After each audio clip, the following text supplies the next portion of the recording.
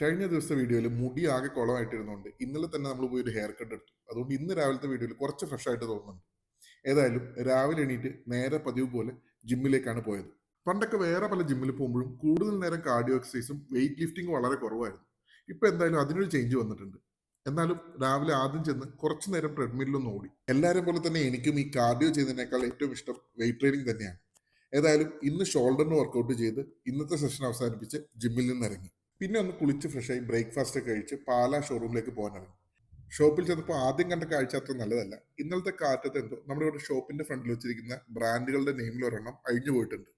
അപ്പൊ അത് ചെയ്യുന്ന ആളെ വിളിച്ച് അതിന്റെ വീഡിയോസ് അയച്ചു കൊടുത്തു.